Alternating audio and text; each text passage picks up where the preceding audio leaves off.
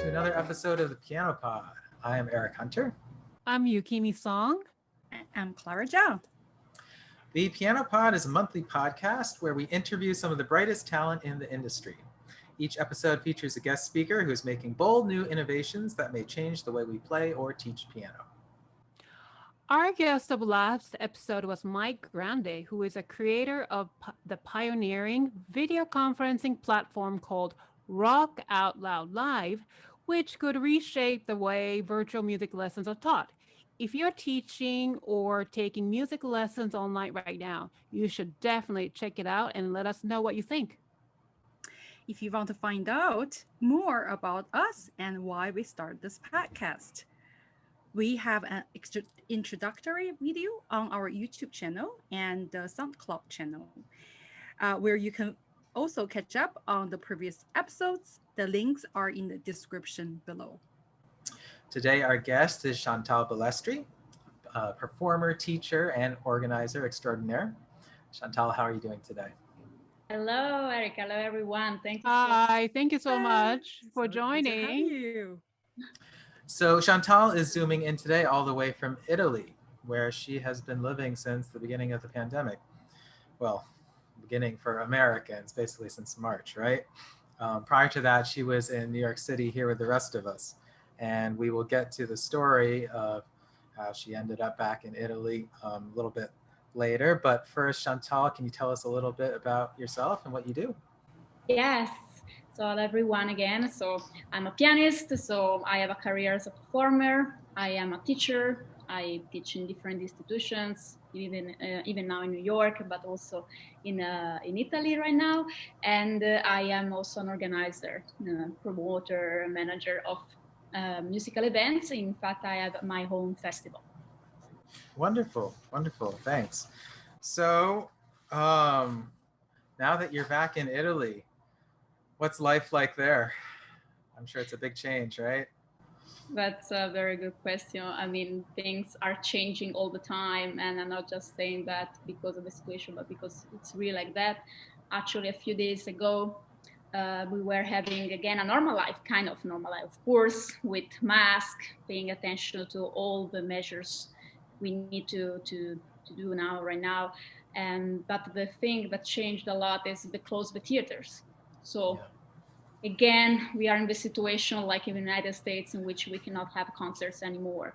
And we were like, people were already going back to have concert or going to concerts like before, and now no anymore. So we are not in a lockdown, but still for artists it's a very difficult time, and because things are changing all the time and it's so unpredictable and it's hard to plan and to do things. Yeah, I think all of us are feeling the pinch of it right now. I don't know if it's true or not, but I saw a statistic the other day that I think 62% of performers may be leaving the industry because there's just no performances, live performances right now. But we'll get to that a little bit more later. Let's maybe we'll focus on happier times a little bit. Can you tell us a little bit about how you got started as a pianist and what it was like growing up? Yeah, I want just to say one thing about what you just said. We need to be positive. Let's not look at statistics, please. That's right. Yeah. So we will see. We'll see, and we can find a way. And as we said later on, I'm going to speak about that. So briefly about my life. Well, I mean, like many other musicians, I started when I was a kid. I started in Italy. I mean, I'm half Italian and Swiss. But I grew up in Italy. I started like many private lessons. I started in conservatory very early. I was 10 years old. And I started I was practicing a lot, solo repertoire. I was focusing a lot, like in Italy, there is a lot of pressure. Like when you go to conservatory, you need to be a big soloist. But then, of course, I always continue to think like it's important to practice and to work on my solo repertoire, but I start opening a little bit, broadening a little bit my mind and trying different things. So I started music when I was 18, which is kind of late actually, but I didn't get an opportunity before because of this mentality. And because of a festival, and then I graduated. I started doing other experiences and with other musicians, and then I also moved to later on to another country. I moved to Germany, and this actually really helped me to realize that there was so many opportunities to start working with singers, for example, other instrumentalists. There was the department of contemporary music, so I discovered a new world there. And after all, I came back here and finished my second degree when I was pretty young, let's say, because in Italy was allowed to take a degree very early, like when you were still in high school. So I could take my master degree when I was already 21, or just 21. Mm. And then I was like, well, what do I do? I like being in Italy, but I want to go and explore more. And so I decided to go to New York. And this was 5 years ago now. It was 2015. So I did, of course, like many the applications, and I got in school there. I was in New York University, and New York, I got to have a lot of experiences, which led me also later on to have more experience in the organizational side. So to work as a promoter first, and then later on, like myself, creating something new. Can I ask you, how did you choose New York? And were there any other cities or countries that you considered at the time when you were looking to make a change? Well, I actually was considered first to go back to Germany because I really loved the experience, and being Swiss myself, I felt my culture was close to the German one. And so this was my first thing. But then something happened in my life which made me realize that maybe another way would have been better for me. So basically, long story, I try to make it a little bit short, is like I had some friends who moved there, and they start asking me why you don't want to go to New York as well. And I was like, no, I don't think this is something I want to do. But then a lot of coincidence happened in my personal life, and knowing people also that we were moving to New York. Also in a sentimental life, I met a person who was moving to New York. And then I met also in Italy a professor from the New York University who became later on my own professor. So there was a lot of things which made me feel, well, maybe I should really go to New York. So it sounds like things were converging on New York as the most logical destination for you. Yes, I mean, it's just I saw that life was giving me signals, and I was like just listening to them and say, well, maybe I should go overseas and not just stay here in Europe. So I did that. You know what? All the coincidences happened, and then that led you to New York. It's not necessarily you were looking into in the future I'm going to go to New York. Some people have that desire, but not for your case. I didn't have that strong desire to live in New York either, but things happened, and New York was the place for me. Now, but as a European, what do you think about doing music in New York and Europe? Obviously classical music started in Europe, and then Europe is the place to study. That's what I was thought when I was a kid. But now a lot of people come to the West, as in, this continent, not just in the United States, but some people go to Canada to study classical music. So what do you think of that? Well, this is a really good question. And actually, to reply well to this, I would need probably the entire hour to speak about the differences between Europe and the United States. And there are many. Surely I can say that you can tell that Europe is where classical music come from. And there is a deep attention to tradition, maybe too much. This is probably the limit sometimes, in the sense that, as I said, I grew up in an environment in which I was a pianist, I was a soloist, and this was the only way. And this is unrealistic because most of the pianists, they cannot reach the big career as Marta Argerich and Christian Zimmermann. Of course, you can do concerts like I'm doing, solo concerts, but thinking to just play in the most beautiful theaters, it's not realistic because this is the way it is. So it can be it can be good because they prepare you really strongly, and actually the requirements when I did the conservatory were really high. Like when I graduated when I was 18, I had to prepare 2 hours and a half for repertoire, divided in 2 days, 24 hours, and I had to do 2 piano concertos. And so, of course, when I ended this, I felt like already, that I studied a lot, but I had already a lot of repertoire. So this was good. But on the other side, they don't really look at the practical life, what to do later on in your life. Things are changing. I'm not saying, but still I can say that this is kind of a limit in which they are trying to work on. And in the United States, what I felt, in New York, because I need to speak about New York. Of course, I had concerts all around the United States, but I lived just in New York. So this is my experience. Is I had the feeling that I could experiment, but I could meet people with great idea and trying to do so many interdisciplinary, can I say that, things? Interdisciplinary, yeah. Yeah, sorry, sometimes I'm losing my English a little bit, but... Oh, it's okay. It's okay. Yeah.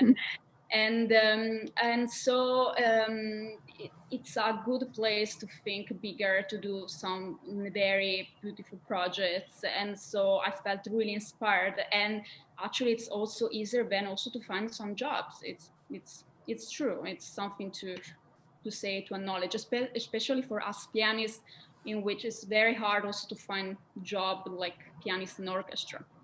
Right. So, for example, if you're a string player, probably it's easier for you in Europe to find a job in an orchestra. But if you're a pianist, it's not as easy. Yeah. Certainly there's only room for so many solo piano careers, right? And the rest of us have to be a little bit more inventive and sometimes dabble in different things and have multiple different jobs to make it work. Speaking of which, I know you're a very dedicated teacher.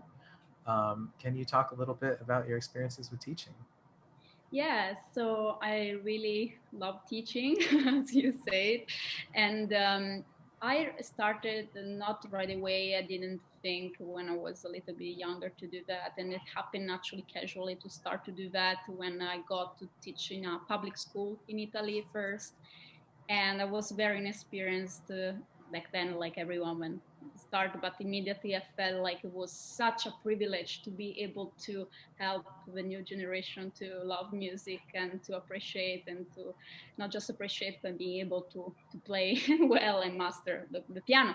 So when I got to New York, I got offered, along with a scholarship, the opportunity to be an adjunct faculty at the NYU. I was very happy about that, and I really enjoyed the experience. Of course, I was working with college level students, so it was different, but I really do enjoy working with college students and also younger students as well. And right now I have students of any age, any level, and I'm still maintaining teaching online from Italy at different times because of the time zone. And I'm also teaching right now in Italy, so because I had to adapt to the situation, so I'm maintaining that, and mostly privately.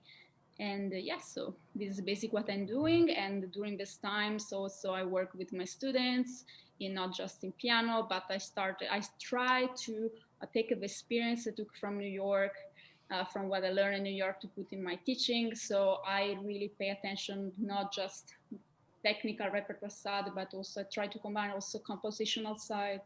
And so I work a lot about composition with my students as well. So I did a little project recently in which all my students for the lockdown had to prepare their own piece, even the ones who started like 5-6 months. That's amazing. Before. Yeah, that's great. Yeah, wow. So Chantal, I have a question for you. I know you a little bit, on a personal level, and I think in certain way, I have such respect for you, and you came here very young, and I can relate. I came here when I was 17. And I think, Bantam, you mentioned that you also didn't come from a musical family. How did you, come up to be so driven, right? What drives you to keep on doing all these things at such a young age? Well, this is a very good question as well. I mean, no one in my family is a musician, but anyways, I can tell from especially my mother's side, but also some people on my father's side have a love for music. And I, anyways, come from Italy, in which luckily still our grandfathers, not all of them, but some love opera. So I grew up with opera, like being a big thing. And so, and actually loved to to sing.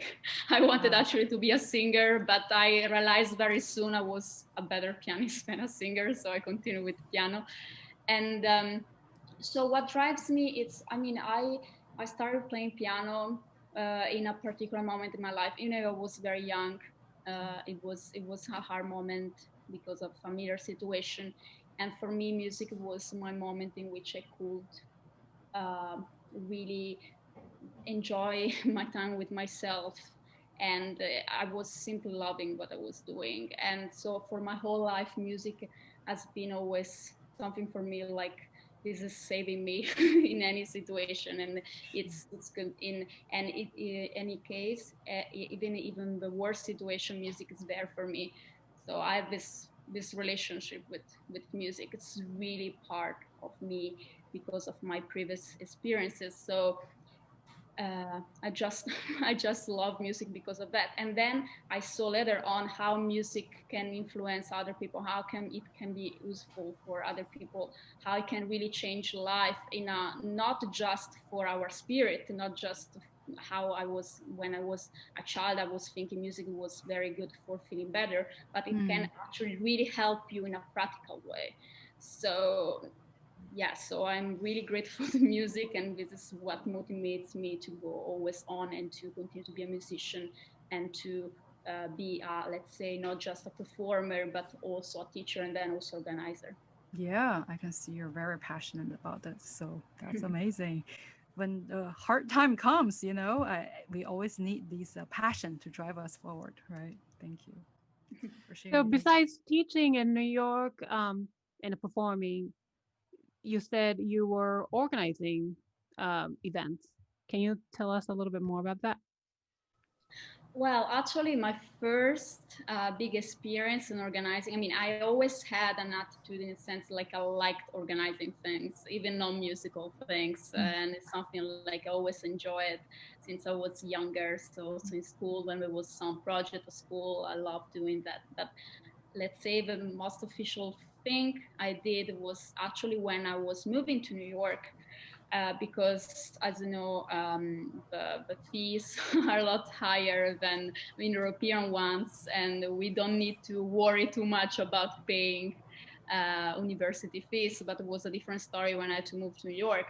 So I was very lucky because I found the right people, and I was able to organize the first concert series with some of my friends and amazing organizers in Milan, which is one of the main cultural city in Italy. And so I organized concert seasons with my friends, and I really loved my experience. First, of course, because it show how much friendship can be amazing when it's connected to music. And my friends, of course, helped me to raise money to go to the United States. So this was amazing. But then I also enjoyed also the process of organizing everything. And I say that this is an experience I want to do it again and continue to do that. So when I was then in New York, I actually didn't search for particular things to do, but I was contacted by a professor of mine from Italy who funded an international festival in Italy. And he asked me if I wanted to be the promoter in the United States. And I took this challenge, and it actually was very good, very successful, because we got many applications from the United States to the first edition of this festival. So I continued another year, and then it came very natural to me when I decided to, not me, just me, because there is another person, we decided to create the first international festival ourselves. Which brings me to something else I wanted to talk about, which is the Global Leaders Program that you're involved with. Could you talk about that a little bit? Yes, actually, this is, okay, I tell you a little bit about the program. So the Global Leaders Program is a program which exists since around 10 years in the United States, even if it was funded by the Youth Orchestra of Americas, and the main organizers are from Chile.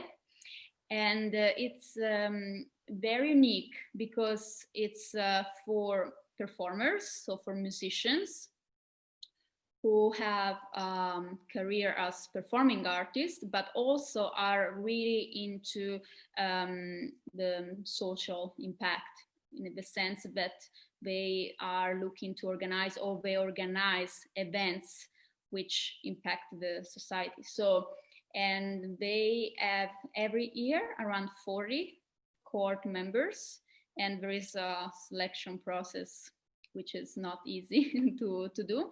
And if you are selected, basically you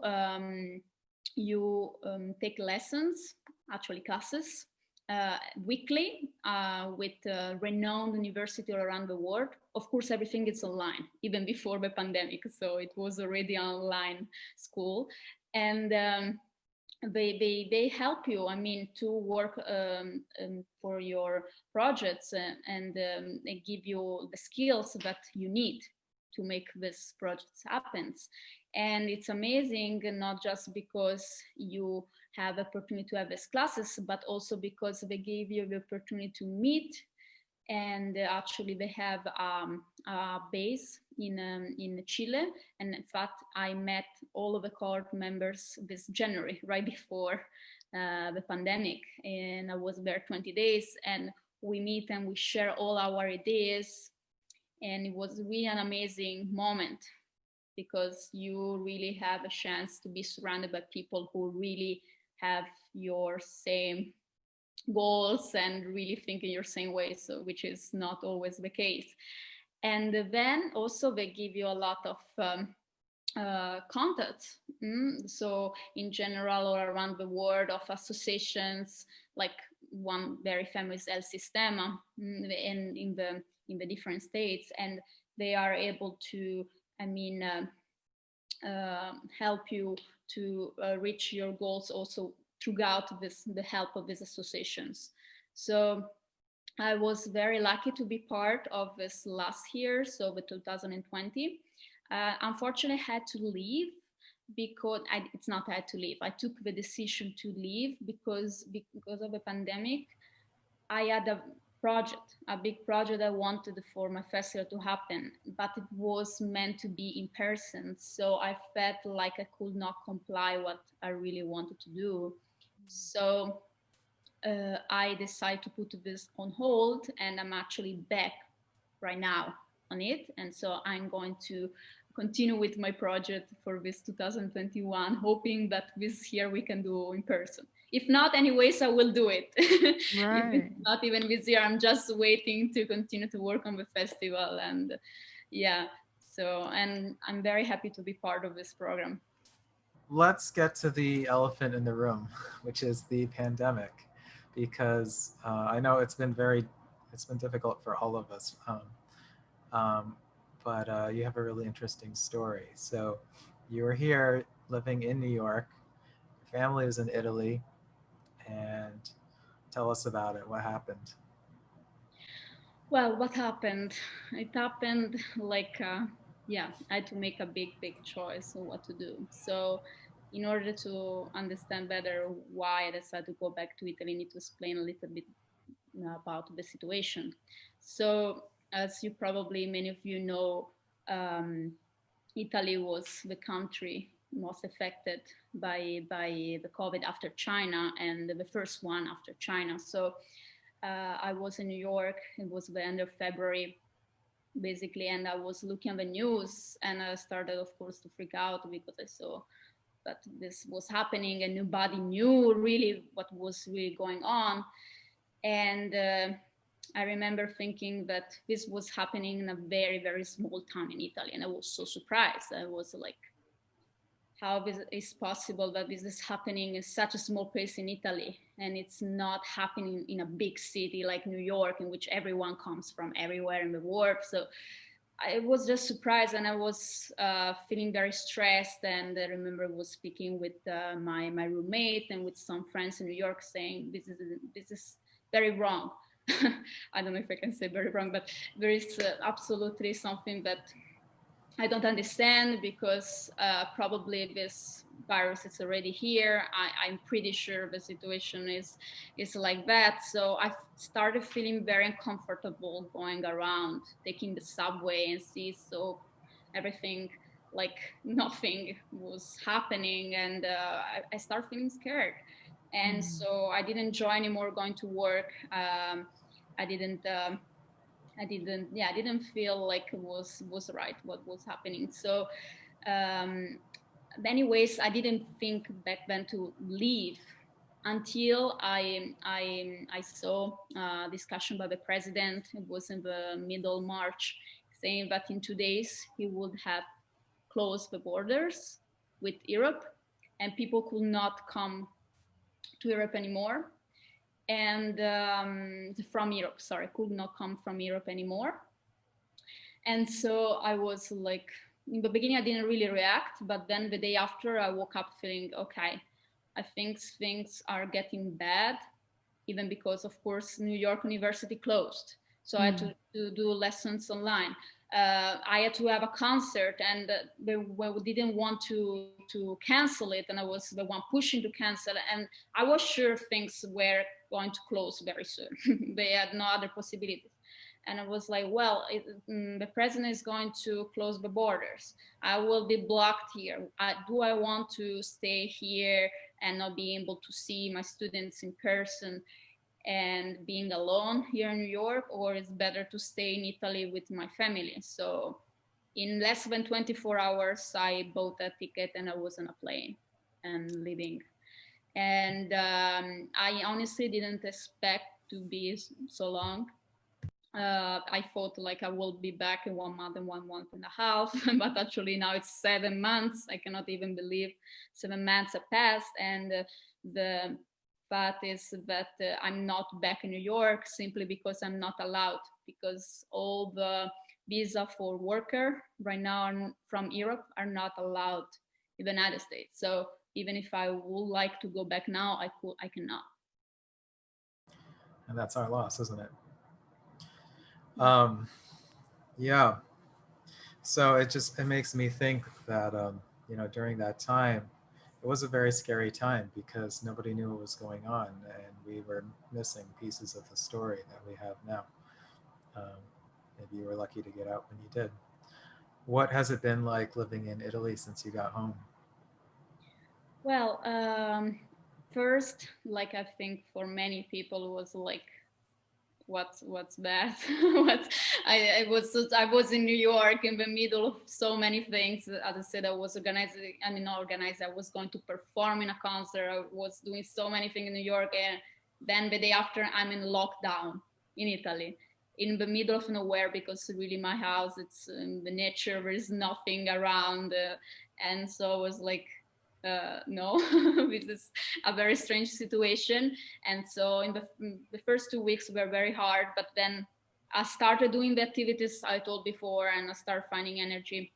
And then I was very, very stressed about my own festival, because the festival would have been in summer. And I was like, oh, should we go do that? Should we not do that? And so then we decided to cancel it as first reaction, because it sounded like there were no other ways. And this was like in April. But at the end of April, I decided that no, I need to find a way.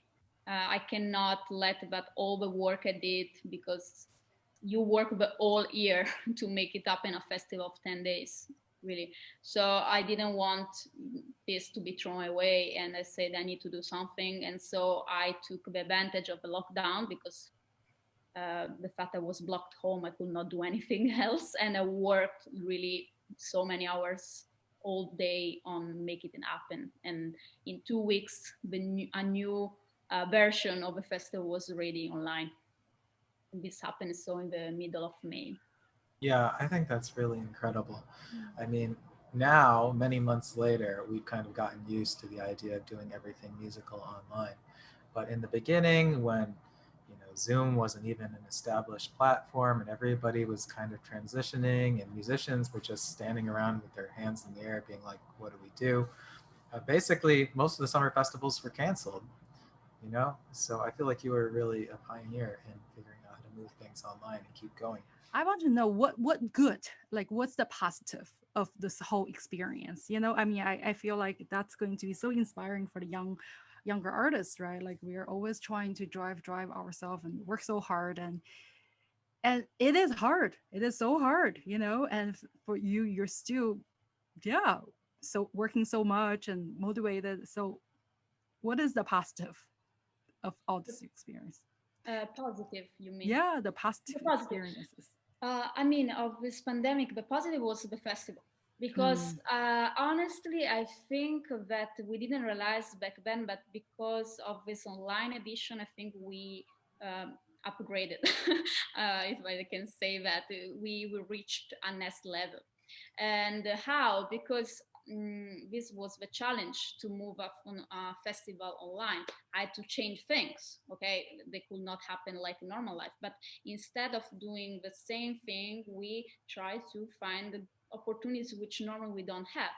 For example, one thing I was really happy about the festival was that we could include guest artists that usually are so busy with their solo career that they cannot even accept to participate in a festival as guest artists. So I reached these people really carefully and asked them if they want to join. I was so happy to hear that all of them say yes. So we had really big names. Since this is for pianists, I can say that we had Beatrice Ranna, mhm. also one of our guest artists. We had the other two Italian pianists, but are really well known, especially in Europe. One is Filippo Gorin and Federico Colli. It's casual, but they are Italian. The other ones were European and from other countries around the world, but the pianists were Italians, and they usually are really busy with their, as I said, with their solo career. So it was great to have them to inspire the students, and Mhm. also I included also a series of people speaking about how to be a musician and entrepreneur, how to be a musician and be an organizer in general, and how to manage the time and doing everything, how to include social impact in music. So I took all the knowledge I acquired in this last year and I tried to put in the festival, and I could do this just because it was aligned, because it was impossible to invite all these people to Right. Fivizzano. Fivizzano is the main town where we do the festival, I and see. so we decided to do online. So um, why I'm saying all of this, that there is always a way, and we are extremely lucky to live in this era in which we have internet right now, like you are Yeah. doing, like you're doing this amazing podcast.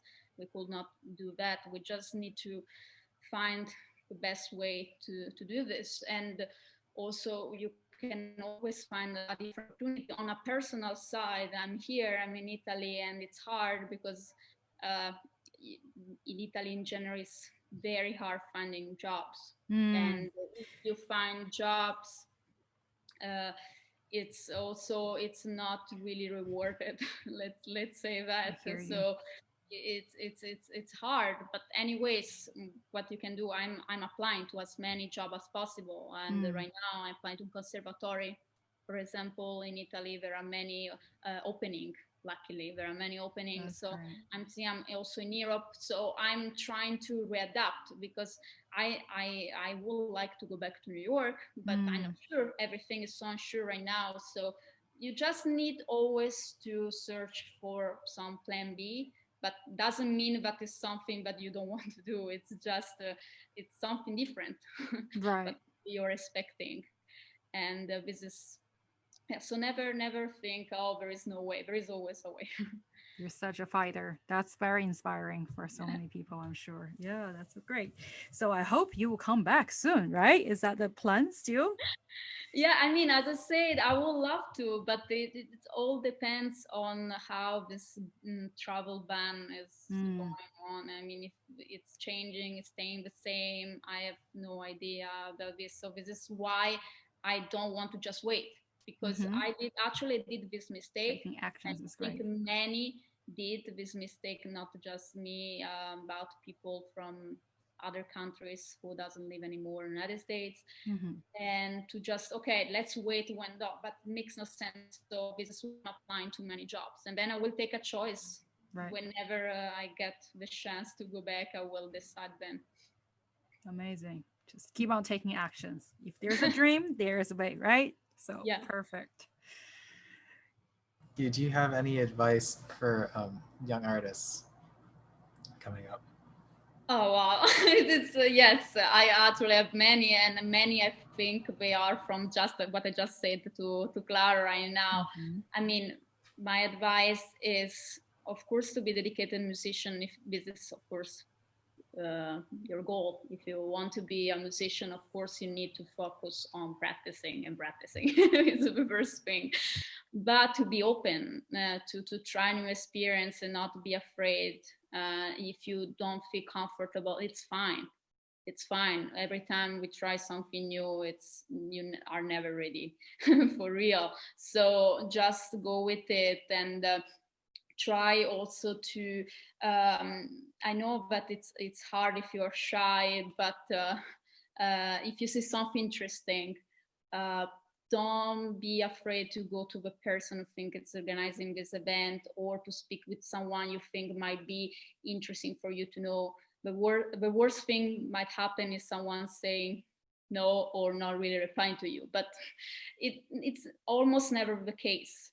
I learned a lot from my experience that every time you ask something and that you think it's important and it's meaningful, most of the time people replies positively to that.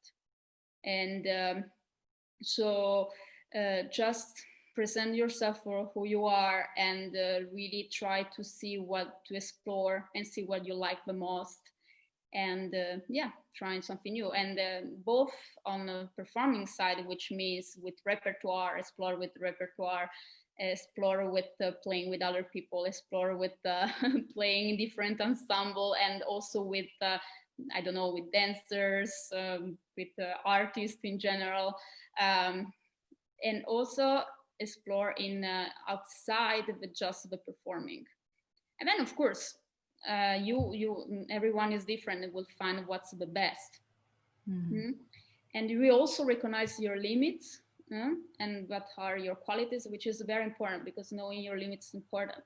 As I mentioned before, I love doing composition with my students, but if I will see that they reach the level in which they need to continue and to go on, I will not fit for that. I will find someone else. So you need to be humble also, to know everything. And how you know these things? By doing these things, and you will see then later what suits best for you. It's So amazing. maybe to sum it up, you might say experiment freely and try a lot of things, but then focus on your strengths for your career. Yeah. Exactly, exactly. And yeah, don't be afraid, and meet people and speak with them. Even if I know that for not for everyone is easy, but you with practice it gets easier.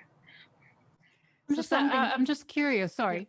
Go ahead. What are you working on? I see the score on Yeah. the piano. So what are you That's it. working on? Well, but actually, it's a Chopin waltz, because the last student I had was playing a Chopin waltz. It's not my repertoire right now. Oh, okay, okay. Yeah, right now, this is a good question, because I was planning to have some concert which just got canceled. And this it's like a little bit changing of the plan. So sometimes it's hard for me to find, like for everyone, I think, the motivation. So I'm actually in a moment in which I have some repertoire I want to work more, like Schubert. I did a concert this summer the Wandererfantasie. I have some Schubert list. I'm working some list etude, Chopin etudes, and I wanted to decide right now what to do next about some contemporary new pieces, and I was watching out some more about it. But right now, yes, I'm practicing. For example, sorry, interrupting sometimes and just saying that for fun, just for fun, but I don't think this is fun. It's Prokofiev's third concerto. I'm just practicing myself. Fun. It's Uh, my favorite. Physical, Yeah, right? it's I've yeah, done it before. Yeah, it's fun. yeah, just do. But I don't have any performance. Actually, the first performance that should happen and it will be in February, March. We still are looking for the date. Should be with orchestra, and so and they gave me freedom for the concerto. So I need to decide what to play. Let's see now. But it's a working process. I don't have a clear idea because of the situation. So Sure. I sometimes practice something just because I want to, and then I go next without focusing too much into it. I tend to, when I don't have a fixed goal, to not be completely dedicated to practice piece until it's completely ready. I prefer having a goal. I know, okay, I have a concert, and so I need to be prepared for the Sure. concert. Yeah. Which orchestra are you playing with? Actually, Or this is is a that a very secret? no. It's not actually. I think the person will be very happy to hear. The organizer is Daniel Montes. He's a conductor, Bolivian conductor, and is managing a school in Honduras, Victoriano Lopez. It's very nice, and they have an orchestra there. So it's actually this is connected to the Global Leaders Program actually, and I see. so it's That's a really project. cool. So I will go there to perform with orchestra, but also I will be teaching the piano students and doing some concert with them. I'm thinking already to do some 4 and 6 and things together. So this is the plan. It all depends on the pandemic, and actually this would have happened already. I don't remember now the date, but should have already happened.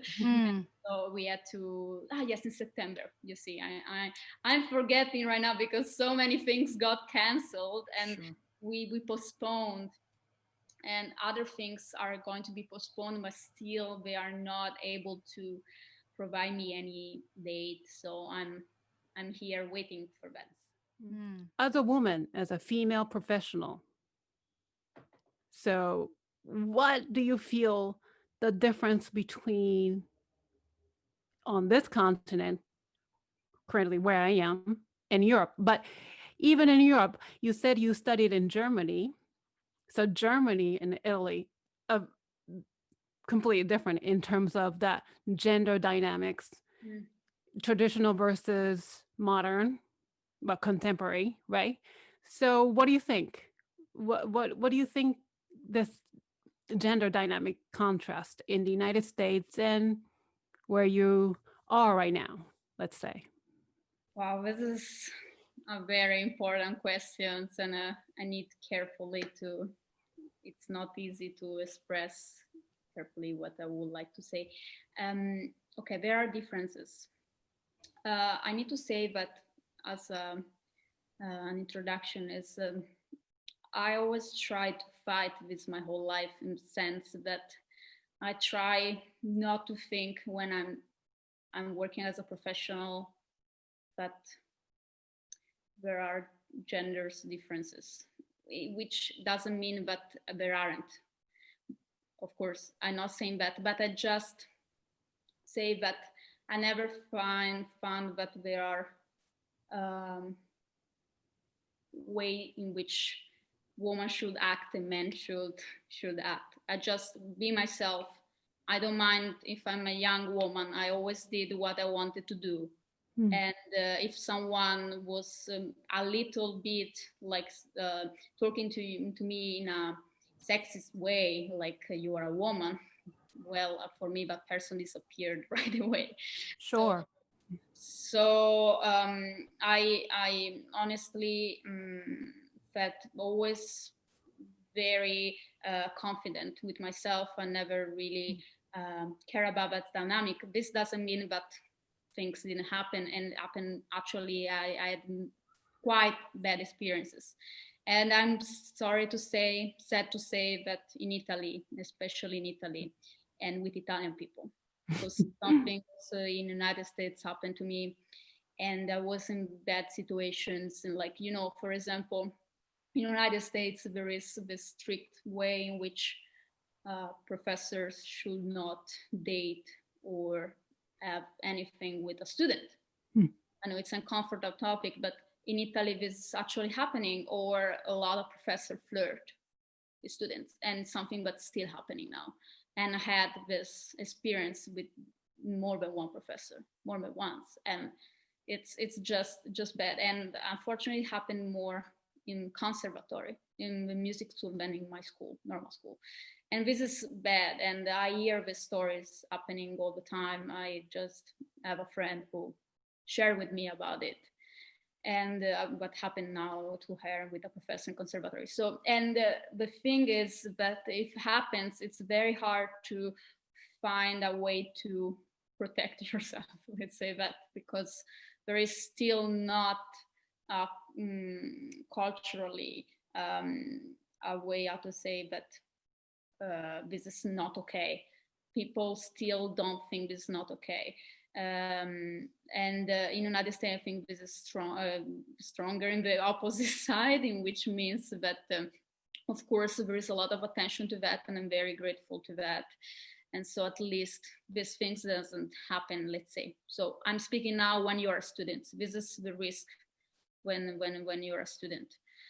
Then regarding for job, I need to say I was, as I said, pretty lucky in that, in which means like I always went in my direction, and whenever I saw a situation which scared me, it's just took away and eliminated the person from my life. And you know, and I thought about it a lot, and I say, how can I help in this way? And some people suggest to me, for example, like I have a competition in my festival for composers, you know, and I could give a prize for women. And I was saying, no, I don't want that, simply because, I mean, for sure, there is an amazing woman who is amazing, who will deserve a prize, and we don't need that. I mean, I just wish we don't need that.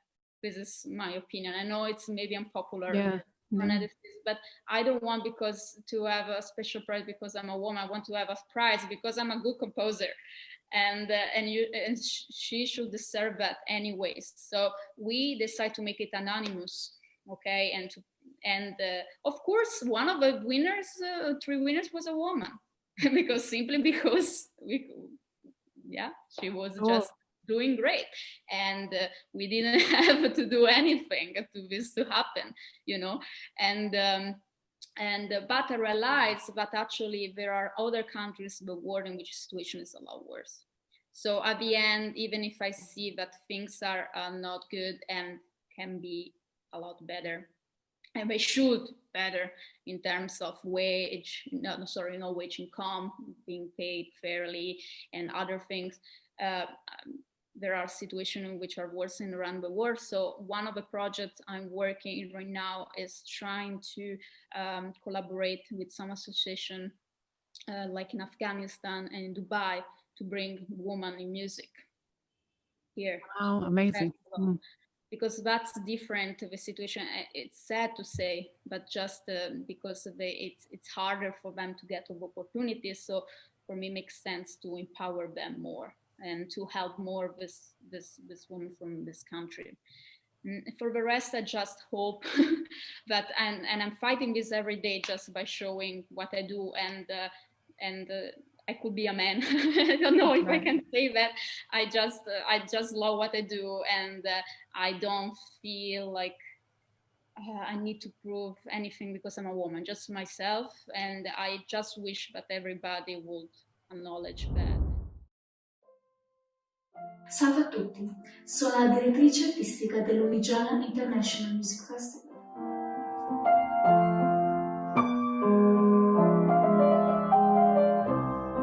Come sono al fremito il cano, intorno il criato. لما بدا يتثنى لما بدا يتثنى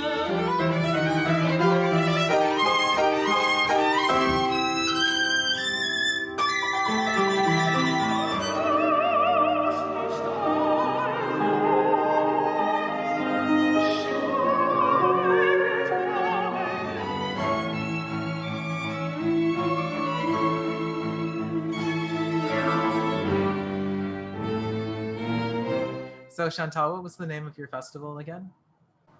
Lunigiana International Music Festival.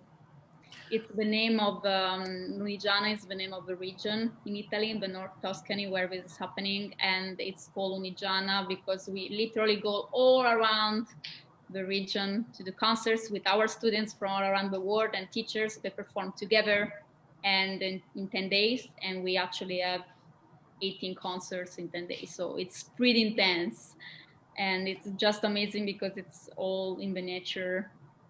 We do concerts in the caves, by the castle, in the castle actually, by the sea, lake by the mountains. So it's just very, very, very beautiful for the audience, but also for the students themselves to perform in these places. And then of course we get lessons, and it's not just piano and chamber music too, with string players and voice students.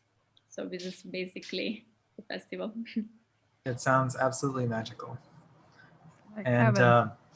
the link to the website will be in the description for the podcast. So unfortunately, I think that's all the time we have today. We wanted to thank you so much, Chantal, for joining us today. And thank you to our audience for listening. If you enjoyed today's episode, please hit the thumbs up button down below and be sure to subscribe to our YouTube channel. You can also follow us on Facebook, Twitter, Instagram using the links below. If you have feedback for us, please leave it in the comments. Or if you can also email us at thepianopodnyc@gmail.com. Thank you. See you all at the next episode of the Piano Pod. Bye, everybody. Bye, everyone. Bye-bye. Thanks for watching. Thank you, Chantal. Thank you. Thank you.